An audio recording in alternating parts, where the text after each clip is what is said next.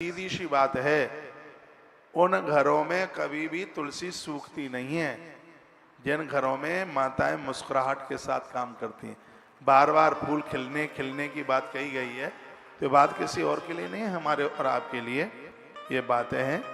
फूल खिलने का मतलब है कि घर में आप सुमति से रह रहे, आप बिना झगड़े के रह रहे, तो आप सुमति से रहेंगे, आप सहजता से रहेंगे, तो मुझे लगता है कि आपकी तरक्की को कौन रोकेगा। रामायण में बड़ी सुंदर चौपाई कही, लड़ोगे कुमति होगी तो वहां विपत्ति आएगी, संगठन के साथ सुमति के साथ रहोगे तो वहां संपत्ति की नदी बहेगी। जहां सुमत तहां संपत्ति नाना, और तहां कुमत जहां कुमत तहां विपत्ति निदाना।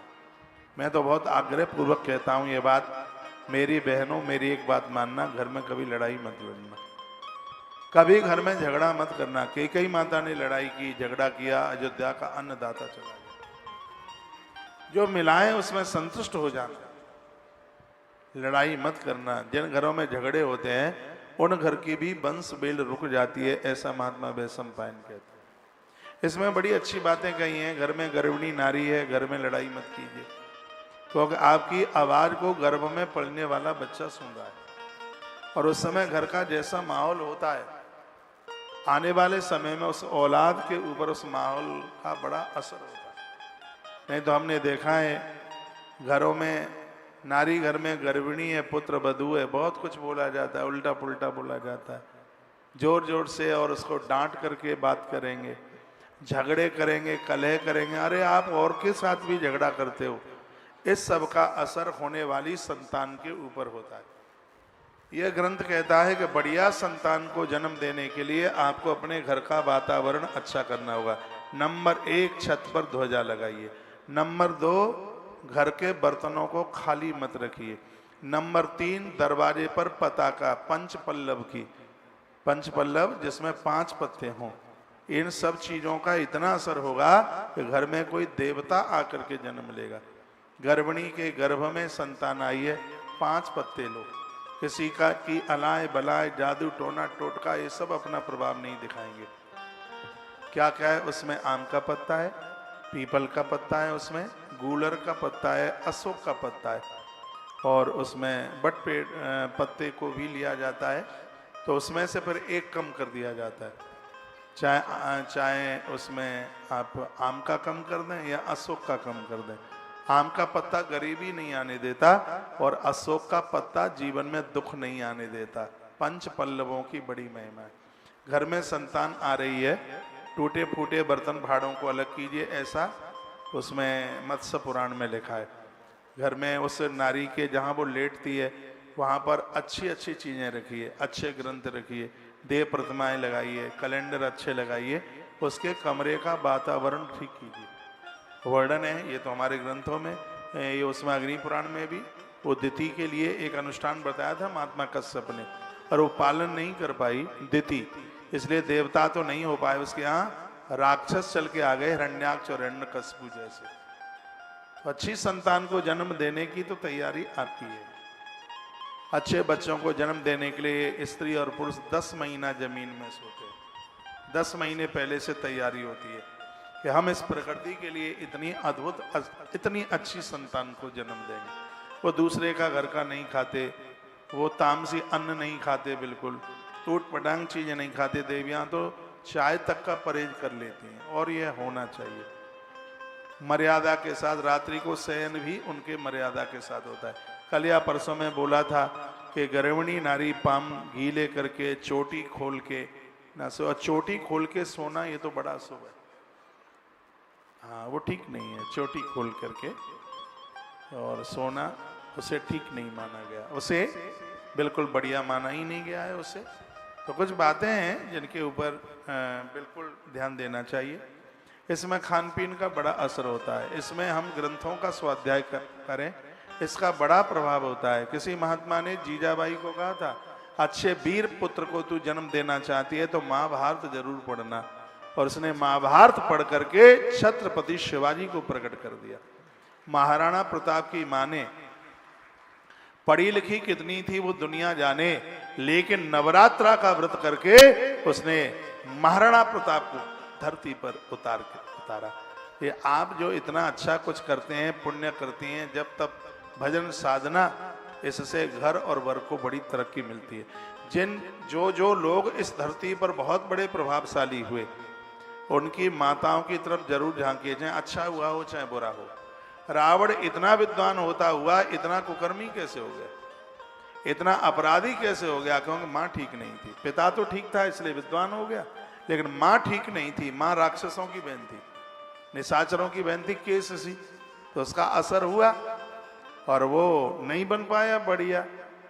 तो माता का तो बहुत इसमें ध्यान होता है। माँ जैसा चाहे और वह वैसी संतान वह पैदा कर सकती है। मैंने एक बात कही है, तुम्हारे घर में नया मेहमान आ रहा है, वैसे तो घर के बर्तनों को कभी भी खाली मत छोड़ो। घर के बर्तन खाली होने पर पुरखे अतृप्त होते हैं, और पुरखों के अतृप्त होने से संतानें गर्भ में समाप्त हो जाती हैं, कुनबा रुक जाता है, पितृदोष फैल जाता है, और घर की वंश वृद्धि रुक जाती है। बहुतों को आदत होती है कि घर में पानी मिलता ही नहीं, टोंटी खोलेंगे, उसी समय टोंटी। नहीं तो फिर ये घड़े काय के लिए बनाए गए। कहा जितना हमने आज एक वीडियो डाली है, पहुंच जाएगी शाम तक, और उसको आप जरूर सुन लीजिए। उसमें नदी रात्र व्रत की चर्चा मैंने 32 साल में पहली बार की है, और आपने भी शायद ये वाला व्रत कभी भी नहीं सुना होगा। और पद्म पुराण में इसका वर्णन किया गया, और चातुर्मास के दिनों में ही इसको पूरा किया जाता है। तो रात्रि व्रत वो है जब नदी फुल होती है, पूरा अपनी सीमा तक बहती है, और तब ये व्रत होता है। 3 दिन में इस व्रत को पूरा किया जाता है। उसमें एक जगह वर्णन है कि आपके आसपास यदि नदी नहीं है तो एक घड़ा पानी का भर करके लेकर के आइए, और 3 दिन उस घड़े की पूजा करनी है। इससे आपके घर हमेशा हमेशा के लिए भरे रहेंगे, किसी भी चीज की कोई कमी नहीं रहेगी। संतान सुख के लिए और पति के सुख के लिए नारी इस व्रत को करती है। पिता तो बड़े अच्छे घर में देता है, लेकिन तो भी अच्छा घर भर नहीं मिलता। तो ये नदी रात्र व्रत आपके पास बिल्कुल भी टाइम ना हो तो तुलसी तपोवन यूट्यूब चैनल पर ये वीडियो मैंने आज ही रिकॉर्ड करके भेजी है। उसकी पूजा की पूरी विधि बताई है कि 3 दिन में ये व्रत कैसे पूरा होगा। फिर जिस घड़े को तुमने भरा है उसका 3 दिन आपने पूजन किया है, फिर उस घड़े का करना क्या है, इसको नदी रात्र व्रत के नाम से इसको जाना गया है। उसको सुन लीजिए। घर के वैसे भी शायद आपको पता हो, ग्रामीण अंचलों से यदि आप जुड़े तो आपको पता होगा, कहीं भी हम यात्रा करते हैं, यदि खाली बर्तन दिखाई दे जाएं तो उसको अशुभ माना जाता है। ये कितनों को पता है? हाथ उठाइए, देखो सबको ही पता है। यदि खाली बर्तन दिखाई दे जाएं तो उसे अशुभ माना जाता है। भगवान प्रभु राम की बारात जा रही थी तो सामने से भरे भरे घड़े और मटके दिखाई दे रहे थे। गैयां दूध पिलाती हुई बछड़ों को दिखाई दे रही थी, तो उसको बड़ा शुभ शकुन माना गया। तो घर में बर्तनों को तुम खाली रखते हो, औंधा करके रखते हो, तो ये घर की बरकत को रोक रहा है। झाड़ू लगाते समय सींखें बाहर गिरती रहती हैं, आप उसको उठा करके इकट्ठा करते नहीं हैं, इसके द्वारा घर की बरकत रुकती है। आपके घर के जूते चप्पलें, मैं तो बिना प्रमाण के कभी कोई बात ही नहीं करूंगा, आपके घर के जूते चप्पल रसोई तक पहुंचते हैं, रसोई में ही बैठकर आप जीमते हैं, खाते हैं, इससे भी घर की बरकत रुकती है। बहुतों को आदत होती है आधा भोजन बना लिया, वहीं चकला बेलन वहीं पड़ा है, परात वहीं पड़ी है, मक्खी भिना रही है, जो गुथा हुआ आधा आटा बचा है उसी को फिर शाम को मांड करके तैयार कर देंगे। ना साफ सफाई ना कुछ भी। इन सब चीजों से घर की बरकत रुकती है।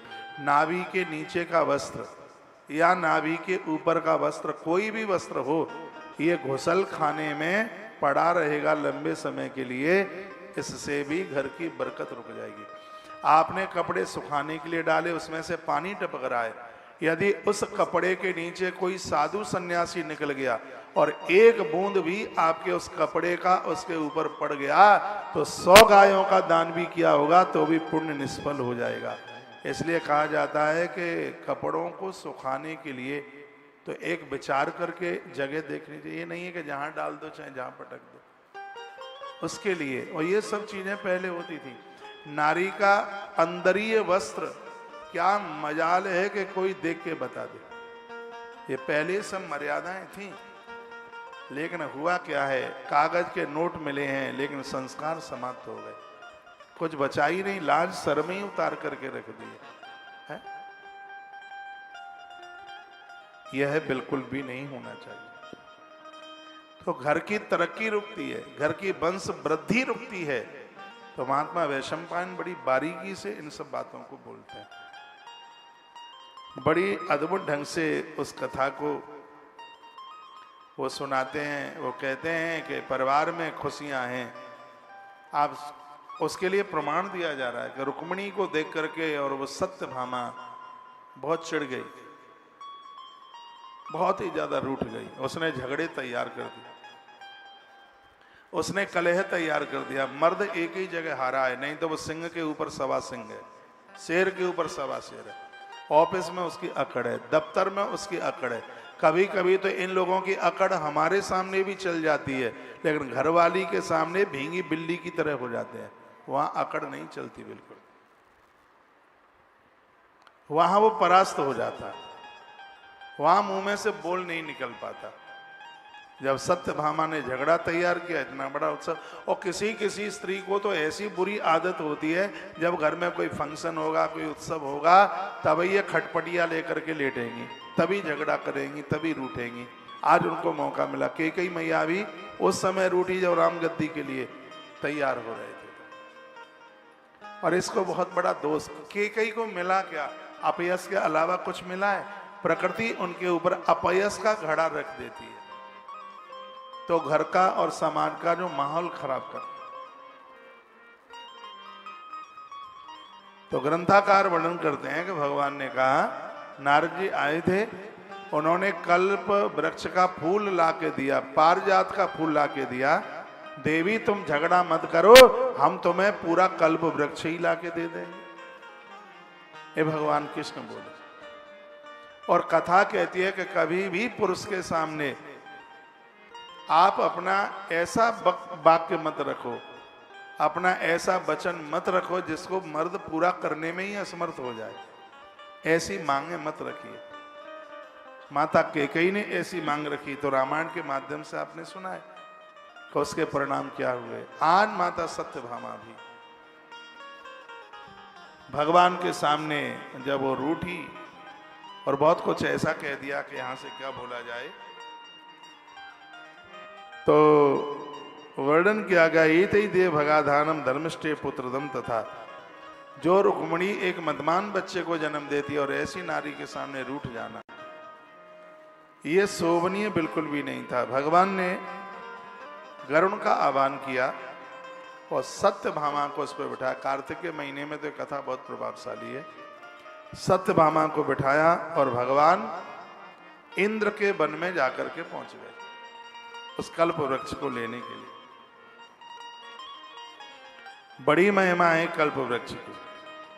अदितिश शपोलो में महेंद्र स्रोतारिणी सावित्री देव माता च श्री सर्वगतोर्चिता। देवराज इंद्र की माता अदिति, देवेंद्र पत्नी सची, देव माता सावित्री, सर्वगुण संपन्न लक्ष्मी, और भी ये जितनी देवियां, उनको जो आनंद है, जो देवियां कभी भी दूसरी नारी को देख करके न जले, तो वही आनंद उस देवी को भी प्राप्त हो जाएगा। तो ये कथा तो बहुत कुछ सिखाने के लिए तैयार है, बहुत कुछ यह बताती है। तो वहां इंद्र के यहाँ पर पहुंचना हुआ, यहाँ तक कि भगवान को युद्ध करना पड़ा। भगवान का गरुण युद्ध करने लगा उस कल्प वृक्ष को लाने के लिए। गरुण जी का एक पंख टूट के नीचे गिरा। और मैंने ये बात कार्तिक महात्म्य में बोली है कि गरुण के जिस पंख को नीचे गिरता हुआ देखा गया, उसमें से 3 जीव प्रकट हो गए तैयार। गरुण का पंख आपका दिव्य सत्कर्म है। 2 ही तो पंख है, एक ज्ञान का पंख है और एक कर्म का पंख। एक ज्ञान का, एक कर्म का। ज्ञान के साथ कर्म किया जाएगा तो वो कर्म बहुत ज्यादा टिकाऊ होगा। ये 2 पंख हैं गरुण के। गरुण है साधक। साधक के पास भी 2 चीजें। गरुण क्या है? भगवान का भक्त है ना, सेवक है, साधक है। तो सेवक के पास 2 चीजें होनी ही चाहिए। क्या क्या है? एक उसके पास ज्ञान हो और एक उसके पास सेवा हो। तो ज्ञान सेवा के बिना साधना अधूरी हो जाएगी, किसी काम की ही नहीं रहेगी। तो उन दो में से एक पंख नीचे गिरा, यानी आपका ज्ञान और आपकी सेवा दोनों इतने, कर्म कह लो, सत्कर्म या सेवा एक ही बात है, तो वो इतने शुभ हैं, वो इतने प्रभावशाली हैं कि इनके परिणाम निरर्थक नहीं जाते।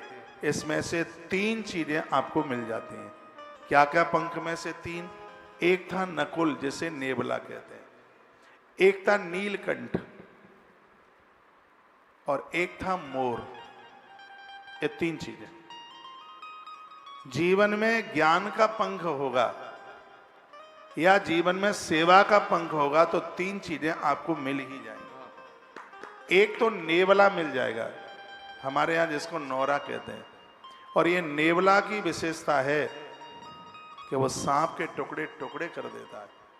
हमारे ग्रंथ में सांप को समय कहा है, हमारे ग्रंथ में सांप को काल कहा गया है। यदि ज्ञान का पंख आपके पास में होगा तो आपके ज्ञान का परिणाम नेवले के रूप में होगा, जो कि काल को भी टुकड़े टुकड़े कर देगा, काल को भी जीत लेगा।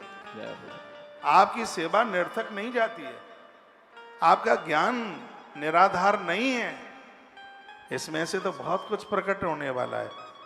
यह आपको नेवला दे देगा, यानी वो ताकत दे देगा, वो चीज आपके पास होगी कि वो काल भी आपका कुछ नहीं बिगाड़ पाएगा। उस काल को जीतने के लिए महाकाल आपके सामने खड़ा रहेगा।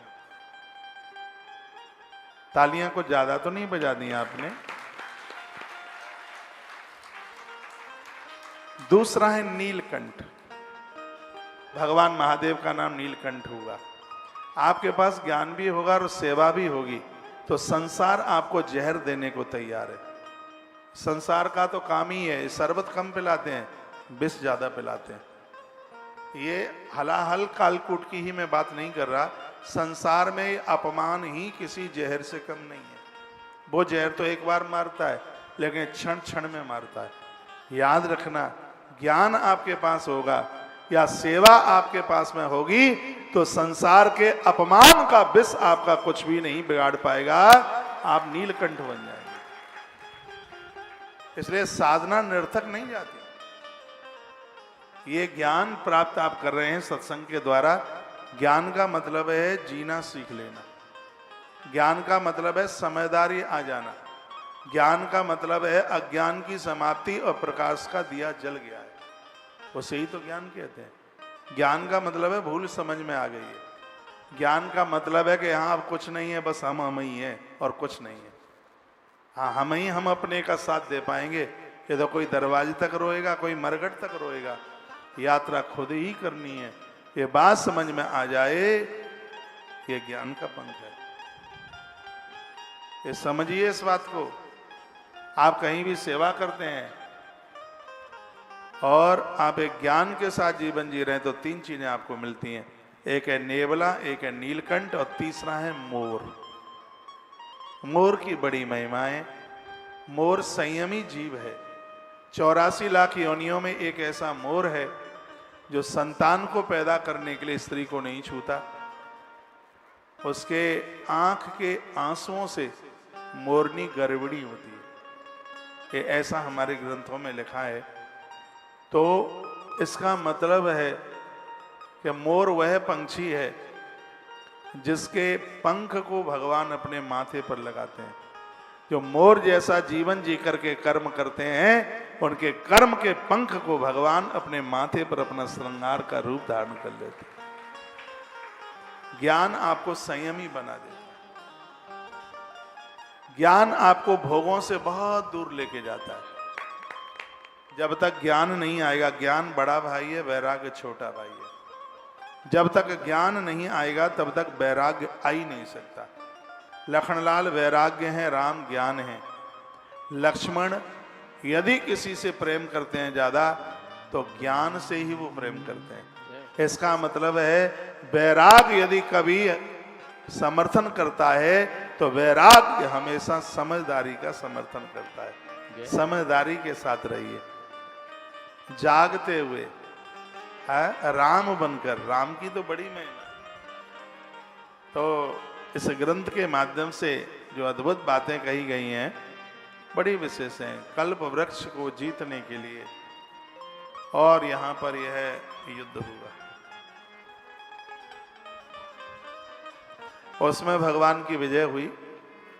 गरुण के कंधे के ऊपर उस कल्प वृक्ष को, पारिजात को रखा गया और वही वृक्ष श्री द्वारका जी में लाके स्थापित किया। ये मृत्यु लोक में पहली बार हुआ, कोई भी भगवान ये काम नहीं कर पाया था। जो कृष्ण ने किया वो तो कोई कर ही कहाँ पाया है। 7 साल का बालक गिरिराज को उठा लेता है। उस समय मीडिया ने क्या क्या लिखा होगा जब भगवान ने इतना बड़ा पहाड़ पत्थर, इतना बड़ा पर्वत उठाया 7 कोस का। हाँ, तो थोड़ा सा भी कुछ काम हो जाए तो फिर देखो नाम चाहिए। लेकिन वहाँ कृष्ण इतना बड़ा काम किया, लेकिन कभी भी उन्होंने ये नहीं सोचा कि मेरा इसके द्वारा ये मुझे मिले, ये हो।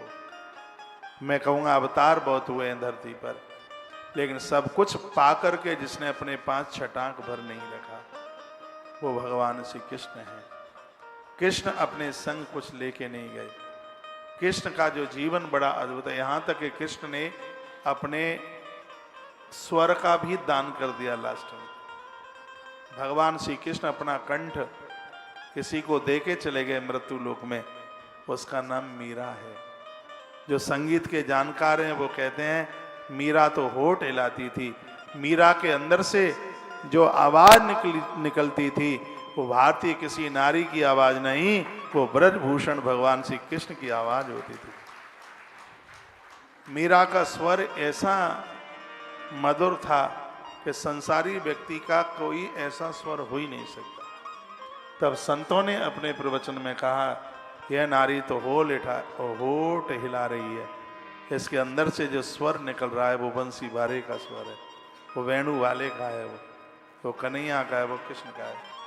परमात्माओं के चरित्र से यही सीखने को मिलता है।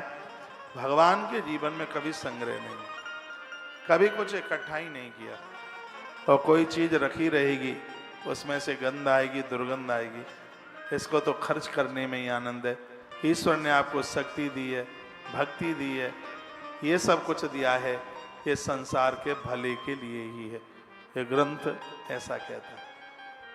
बहुत समझाया था सत्यभामा को, लेकिन सत्यभामा पति के साथ चली, युद्ध हुआ, कल्प वृक्ष मिला, कल्प वृक्ष को आंगन में गाड़ दिया। उसके फूलों के द्वारा माता सत्यभामा अपना श्रृंगार करती है। देवताओं का आगमन होता है, ऋषि महर्षि चल करके यहाँ चल करके आते हैं। इसकी जो आगे की जो कथा है उसको कल आप सुनेंगे। उससे पहले मैं आपको यह निवेदन कर दूं, जो इतने फोन चल करके आ रहे हैं नारियल के लिए, आपको किसी कार्य में व्यस्तता है, 15 तारीख तक आप नहीं आ सकते हैं, तो उनके लिए आज से हम नारियल देना आरंभ कर रहे हैं। नहीं तो हो सके तो आप 15 तारीख को ही संतान नारियल लेने के लिए आइए, क्योंकि संतान नारियल साधना कक्ष में रखे हुए हैं, उनको मंत्रों से अभिप्रेरित किया गया है। तो इसका और ज़्यादा प्रभाव होगा जब ये पूरे अनुष्ठान में ये रखे रहेंगे। यदि आपको कोई दिक्कत नहीं, परेशानी नहीं है और आप यहाँ 15 तारीख तक रुक रहे हैं तो बीच में नारियल मत लीजिए। समापन में लास्ट में ही आपकी पोती बैठी है तो यहाँ से भागवत जी भी दी जाएगी, संतान नारियल भी दिया जाएगा। लेकिन किसी समय व्यवस्था के अनुसार जिनकी व्यवस्था नहीं बन सकती है उनको यह नारियल बीच में भी दिया जाएगा। उसको हम आज से ही दे रहे हैं। यूँ तो ज़रूरतमंद लोगों को मैंने कल भी दिया है। अगली सूचना यह है कि यहाँ 14 तारीख को भगवान तुलसी सालराम भगवान का विवाह है। हर साल होता है, अब के बार भी है। और मैं आपको कह दूं, तुलसी सालराम विवाह के माध्यम से इस गौशाला को हर वर्ष एक नया ट्रैक्टर मिल जाता है जो पूर्ण रूप से गौ माता के लिए काम करता है। अभी तक गौशाला के पास 8 ट्रैक्टर हैं, इस साल 9 हो जाएंगे। 2 जेसीबी हैं, कई टैंकर हैं। कई बार आपने टीवी में पेड़ों में पानी देते हुए आपने देखा ही है। तो अब के बार भी गौवंश तो बढ़ ही रहा है, बड़ा आनंद भी हो रहा है। तो गौ माता को कन्यादान में अब के बार एक ट्रैक्टर मिल जावे, जिससे और बढ़िया से बढ़िया व्यवस्था हो सके, उसमें आप सहयोग कीजिए। कल ट्रैक्टर आ रहा है। किसी भी वाहन को खरीदने के लिए सोमवार, बुधवार और गुरुवार इनको बहुत ज़्यादा बढ़िया माना गया, बहुत अच्छा इसको माना ही गया है। और कोई धार्मिक पूजा पाठ की चीज़ें खरीदने के लिए शुक्रवार को बहुत अच्छा माना गया है। औषधि खरीदने के लिए मंगलवार को बहुत ज़्यादा बढ़िया माना गया है, लेकिन कपड़ा खरीदने के लिए मंगलवार को अच्छा नहीं माना गया। ऐसा गुरुदेव वशिष्ठ ने अपनी संहिता में वर्णन किया है, वो बात मैं आपके बीच में मैं बोल रहा हूँ। तो कल गौ माता के लिए एक ट्रैक्टर की व्यवस्था की जा रही है। तो मैं आपसे जो बने जितना बने, तो तुलसी सालराम भगवान के विवाह में अब के बार सब लोग मिलकर और आप जो सहयोग करेंगे उसके द्वारा वो ट्रैक्टर जो वृंदावन की सड़क सड़क पर घूम करके जो गायें इधर उधर घूम रही हैं, दूध दोह करके इनको छोड़ दिया जाता है। अपराध के तो भागीदार वो बनेंगे ही, लेकिन हम लोग उस गौ माता को दुखी नहीं देख सकते। आश्रम ये काम करता है। जगह जगह पानी की टंकियां हर साल रखते हैं लोग, हर साल उठा लेते हैं, तो भी हिम्मत नहीं है, हारी है। अभी सड़क टूटी टाटी सी थी, जो भी रखी गई हैं काफ़ी उसमें से उठ भी गई हैं। फिर भी आश्रम ये सब काम जो चालू किए हैं उन सब कामों को चालू जारी बरकरार बना करके रखेगा। तो इसमें जो आप सहयोग करते हैं उसी के द्वारा ये सब व्यवस्थाएं चल रही हैं। तो इसमें आप बढ़ चढ़ करके सहयोगी बनिए। कार्तिक का महीना है, इसमें जो 31 दान की सेवा का मैंने अनाउंस किया था बहुत अद्भुत है, बड़ी विशेष है। और आज है आंवला नवमी, मैंने आज ही बोला है कथा की शुरुआत में। आंवला नवमी के दिन आंवले का बहुत भारी महत्व है। तो इस दिन कद्दू का भी, कुष्मांड संस्कृत में कद्दू को कहते हैं, तो उसके दान का, उसके पुण्य का भी बहुत भारी महत्व है। तो 30-31 सेवाओं में आज कुष्मांड के दान का अनाउंस यहाँ से किया गया है। जो भी आप सहयोग करते हैं नीचे कार्यालय में पहुँच करके रसीद लीजिएगा। और सभी भक्तों को घी दिया जा रहा है। अभी सुबह से भी 3 घंटा में वहाँ बैठा रहा, वहाँ पर रुद्राक्ष दिए जा रहे हैं। और एक बात और सुन लें, बहुत जल्दी में मैं बोल रहा हूँ, काफ़ी लोगों को जाना भी है और भोजन का समय हो गया, बहुतों ने भोजन किया नहीं है अभी। 2 मुखी रुद्राक्ष A to Z सबके घर में होना चाहिए। इसलिए एक्सीडेंट, दुर्घटना, गाड़ी के टकराना, ये तमाम ऐसी दिक्कतें हैं। शिव महापुराण इसका, लिंग पुराण इसका साक्षी है। और श्रीमद् देवी भागवत में भी इस रुद्राक्ष महात्म्य का वर्णन किया गया है।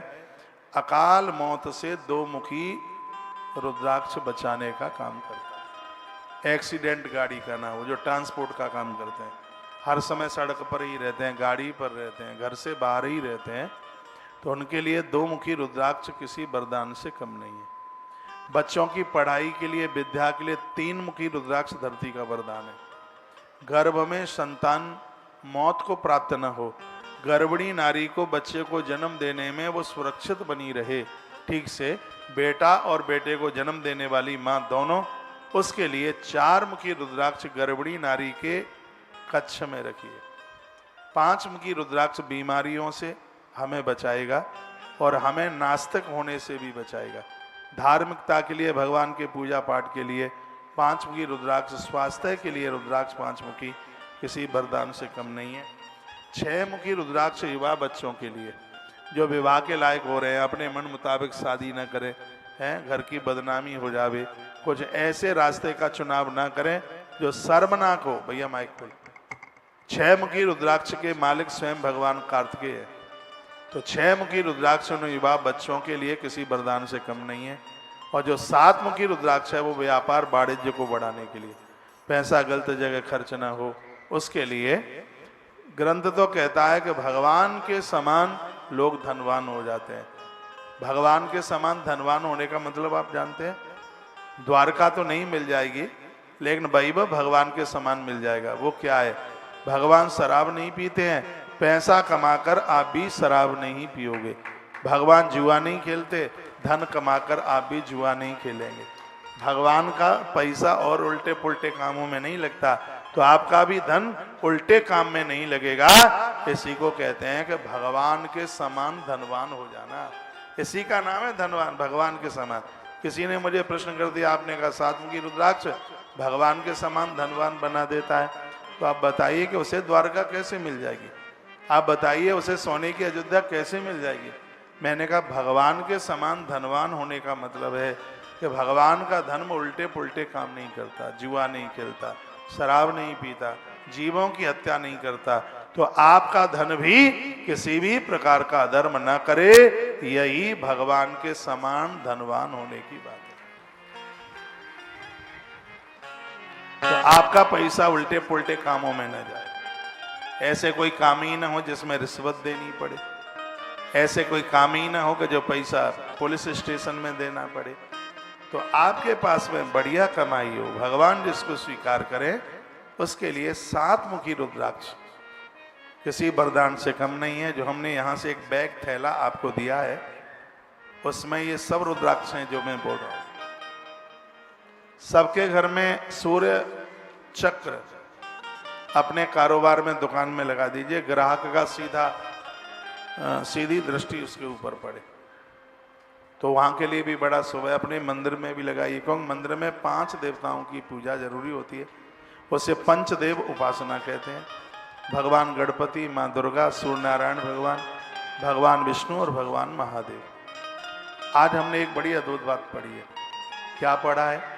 आपके घर में भगवान की उंगली टूट जाए, या हाथ टूट गया, या पाम टूट गया, तो ऐसा नहीं कि उठाकर नदी में ही पटक दें ले जा करके। इसके लिए मैंने एक वीडियो भी रिकॉर्ड करा दी है, रात्रि तक आपके पास पहुंच जाएगी।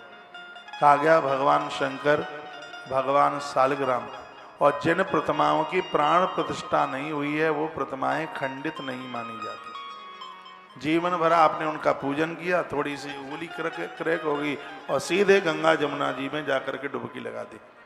25 साल से पूज रहे हैं और 1 मिनट में किसी ने कह दिया कि तुम खंडित हो जाओगे। हम कहते हैं शरीर के टुकड़े टुकड़े हो जाएं तो भी हम भगवान को अपने आप से कैसे अलग कर सकते हैं। प्राण प्रतिष्ठा मंदिरों में ये सब ध्यान दिया जाता है।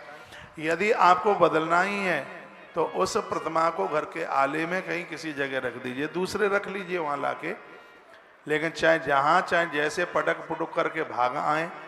तो उसके लिए मैंने एक श्लोक लिखा है, उसमें विशेष रूप से सालराम भगवान और भगवान शंकर के तो उसमें लिखा है टुकड़े टुकड़े हो जाएं।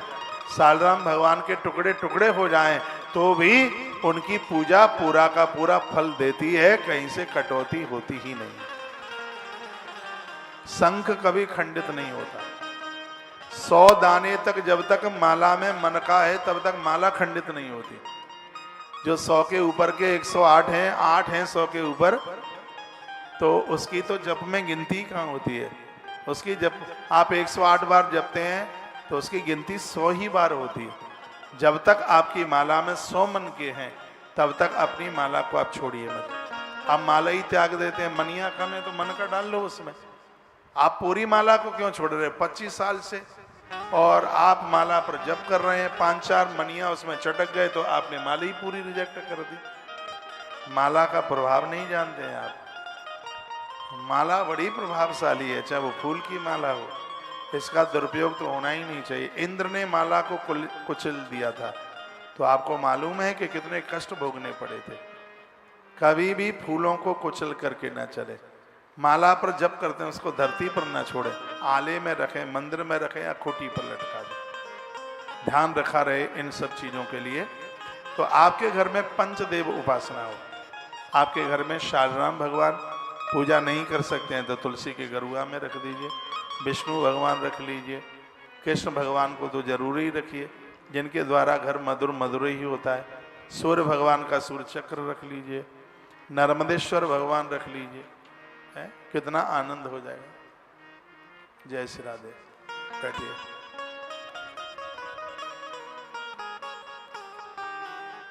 बोलिए बांके बिहारी लाल की, श्री हनुमान जी महाराज की जय। जय श्री राधे। तुलसीवन आश्रम ने लाखों घरों में भगवान नर्मदेश्वर दिए।